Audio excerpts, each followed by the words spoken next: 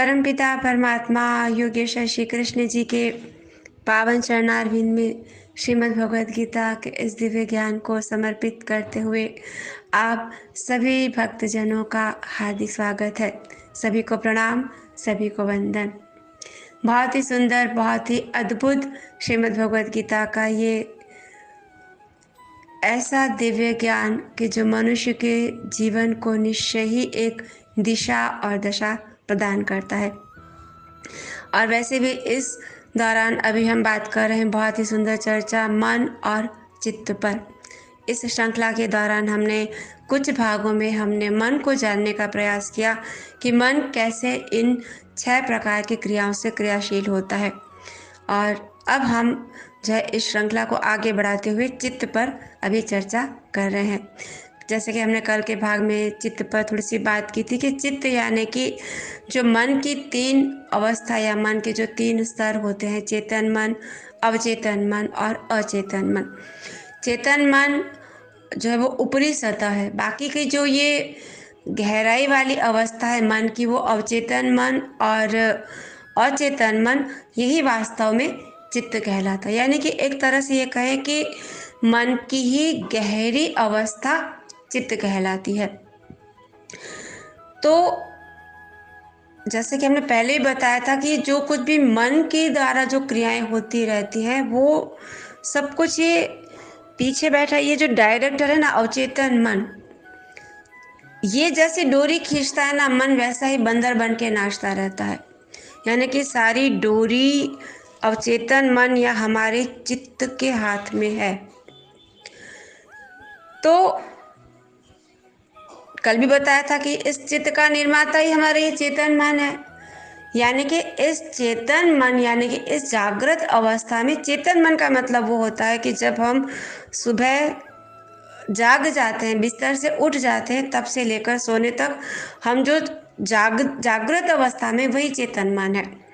तो जाहिर है कि इस दौरान हम जितने भी जो भी कर्म करते हैं, अच्छे बुरे जो कुछ भी, वो सारी इस अवचेतन मन के अंदर ये सारी रिकॉर्डिंग जाती है।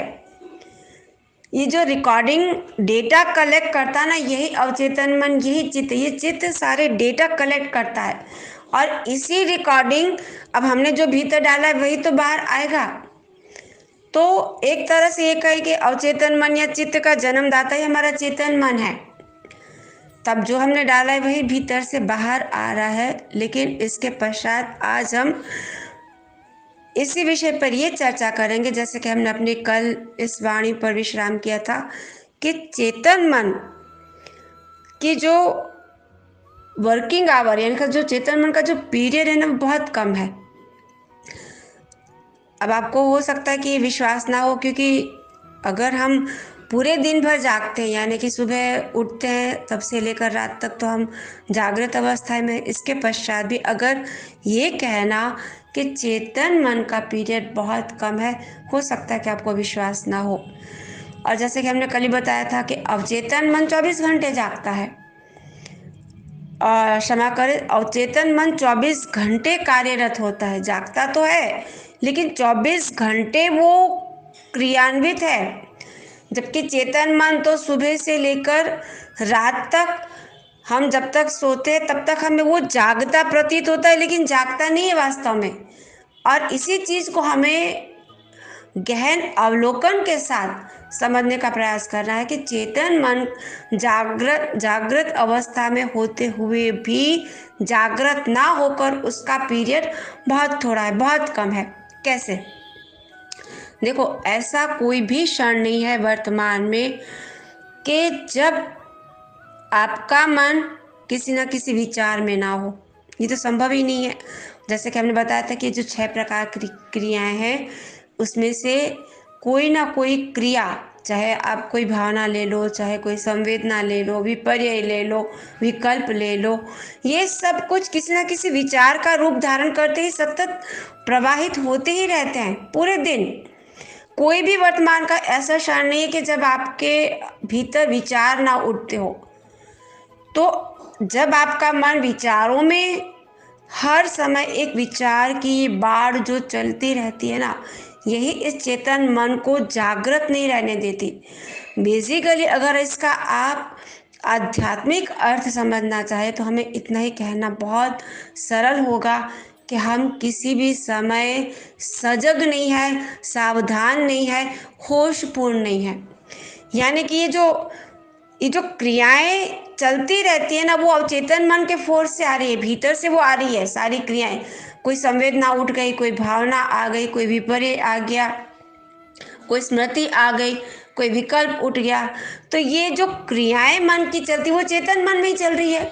तो जहाँ चेतन मन के अंदर ये क्रियाओं की बाढ़ चलती ही रहती है, तो एक ये कहें कि एक पर्दा सा आ जाता है चेतन मन के ऊपर। यानी कि जिस समय हमें कोई कार्य हम करते हैं तो आपको फिर ये महसूस होगा कि तो फिर हम पूरे दिन ये जो सुबह जागने से लेकर रात तक हम जो ये कार्य करते तो वो तो हम जागृत अवस्था में ही करते हैं। तो ये भी हमारा विपर्य, ये भी हमारा गलत ज्ञान है, ये मिथ्या ज्ञान है कि हम कार्य कर रहे हैं। बेसिकली अगर आप अवलोकन करेंगे स्वयं को तो ये जो सारे कार्य हो रहे हैं ना, ये अवचेतन, मैंने कहा ना कि डोरी खींची जाती है अवचेतन मन के द्वारा, हमारे चित्त के द्वारा, और हमारा मन ये बंदर की तरह नाचता रहता है, क्योंकि कार्य तो मन ही कर रहा है ना। शरीर और इंद्रियों के द्वारा ये मन ही कार्य कराता है, तो ये डोरी खींचता है। यानी कि आपके सुबह उठने से लेकर रात सोने तक जितनी भी क्रियाएं आप करते हैं, वो सारी क्रियाएं सब एक मशीन की तरह होती है, मैकेनिकल होती है। यानी कि एक मशीन जैसे कार्य करता है। बस आपने सुबह से उठकर रात सोने तक एक अपनी सारे दिनचर्या की सारी रिकॉर्डिंग, जितने भी आपके जीवन के रूटीन काम है, वो सब आपने रिकॉर्ड कर चुके हैं अवचेतन मन में। और ये अवचेतन मन इतना अभ्यस्त हो चुका है अपने इंद्रियों से उसे कैसे काम लेना है, वो एक मशीन की तरह कार्य होता ही रहता है, होता ही रहता है।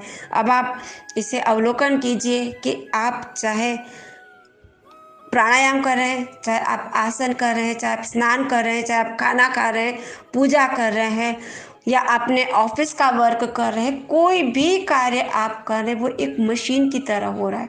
अगर लेडीज़ खाना बना रही है, कपड़े धो रही है, बर्तन कर रही है, तो ये काम तो उसकी इंद्रियां या शरीर के द्वारा सतत हो रहा है।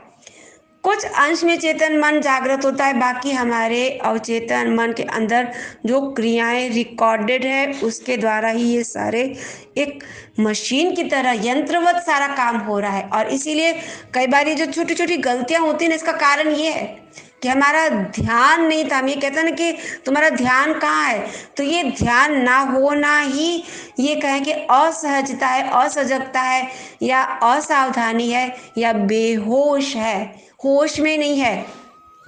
तो होश में कौन नहीं है? ये चेतन मन।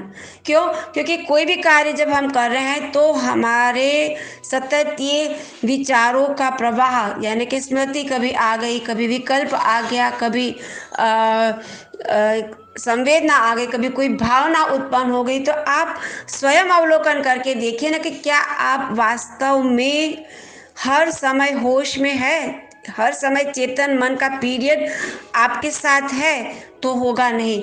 अब एक उदाहरण लीजिए, मान लीजिए कि आप कोई मंत्र जाप कर रहे हैं, तो मंत्र जाप तो आपका जो है अभ्यासन हो रहा है, माला अपने आप, उंगलियां जब अपने आप माला घुमा रही हैं, लेकिन मन में जो ये जो क्रियाओं की आंधी है, कभी आपको किसी स्मृति में ले जाएगी, किसी ने कुछ कह दिया तो वो याद आ गया, कभी आपको कोई भावना उत्पन्न हो जाएगी, कहीं कोई गलत ज्ञान उत्पन्न हो जाएगा, कोई गलत धारणा उत्पन्न हो जाएगी, कहीं कोई द्वंद्व उत्पन्न हो जाएगा।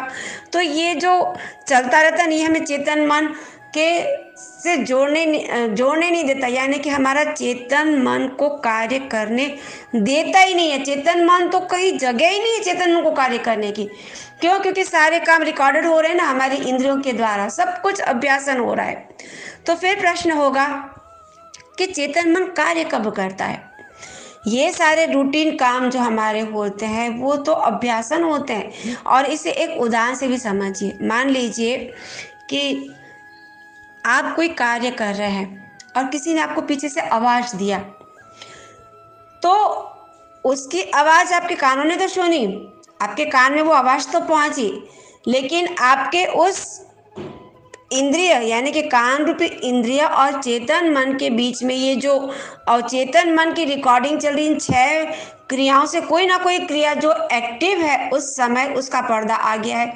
तो आपके कान ने तो आवाज़ सुनी, लेकिन आपके कान ने जो आपको चेतन मन तक वो संदेश भेजना है वो इन क्रियाओं ने रोक के रखा। एक पर्दा, एक आवरण सा आ जाता है। तो जहाँ कोई अवरोध आपके बीच में आ गया चेतन मन और आपके उन इंद्रियों के कार्य के बीच में, वहाँ आपका चेतन मन होश में नहीं रहेगा, क्योंकि चेतन मन है ही कहाँ। चेतन मन को तो कार्य करने का जगह ही नहीं देता ये अवचेतन मन। कोई ना कोई क्रिया बीच में आ ही जाती है। तो कई बार ऐसा भी होता है कि हम कहीं बाजार में गए और कोई परिचित या कोई पड़ोसी हमें मिल गया बीच रास्ते में और उसने हमें अभिवादन किया, प्रणाम किया, मुस्कुराया, हाय हेलो किया। हमारी आंखों ने तो उसे देखा, लेकिन आंखें रूपी इंद्रियों ने देखते हुए भी हमें ये चेतन मन को ये संदेश नहीं मिला। क्यों? क्योंकि फिर ये स्मृति, विकल्प, विपर्य, विचार, भावना, संवेदना आके खड़े हो गए। तो जहाँ ये पर्दा खड़ा हो गया ना, बीच में एक आवरण आ गया, हमारी आँख ने देखते हुए भी उस व्यक्ति को नहीं देखा। और होता क्या है, गलतफहमी उत्पन्न हो जाती है कि इसने तो मुझे बुलाया नहीं, मेरा प्रणाम, इसको अभिवादन किया, इसने मुझे कोई स्माइल नहीं दिया, इसने मुझे कोई जवाब नहीं दिया। सामने वाला गलत धारणा करके बैठ जाता है। तो ये इसमें व्यक्ति का दोष नहीं होता, लेकिन वो खुद होश में नहीं है, वो खुद जागृत नहीं है। और इसीलिए कहता है ना कि हम बच्चों को भी कहते हैं कि देखो, ध्यान से पढ़ाई करो, कोई भी काम करो तो ध्यान से करो। इसी तरह से एक और उदाहरण से समझो। जैसे मान लीजिए कि आपने किसी सुंदर से गुलाब के फूल को देखा, या कोई बहुत सुंदर सुगंधित अच्छे फूल को देखा आपने, तो आपकी आंखों ने जो उस गुलाब को देखा वो एक क्षण ही केवल चेतन मन ने देखा, और 1 सेकंड के 100वें भाग में ही फिर यहाँ क्रिया एक्टिव हो गई। सारी क्रियाएं, कोई भावना उसको लेकर उत्पन्न हो गई कि इतना सुंदर गुलाब है, ये तो मुझे भगवान के चरणों में चढ़ाना चाहिए। या कोई और भावना उत्पन्न हो गई, कोई स्मृति आ गई कि हम तो कश्मीर घूमने गए थे, वहाँ तो इतने सुंदर सुंदर गुलाब, ऐसे ही गुलाब थे। या कोई अगर इत्र बनाने वाला होगा तो सोचेगा, आह इतना सुंदर गुलाब है, इसकी तो सुगंध कितनी अच्छी है, इससे तो मुझे इत्र बनाना चाहिए, या मुझे इससे गुलकंद बनाना चाहिए। कई सारे ये विपर्य, विकल्प इत्यादि जो उत्पन्न हो जाती है, वो क्रियाएं जब एक्टिव हो जाती है तो चेतन मन तो कहाँ रहा। हमारी आंख अब उस गुलाब को देखकर ये जो सारी क्रियाएं उत्पन्न हो गई, तो वो गुलाब तो सामने होते हुए भी दिखाई नहीं देगा अब।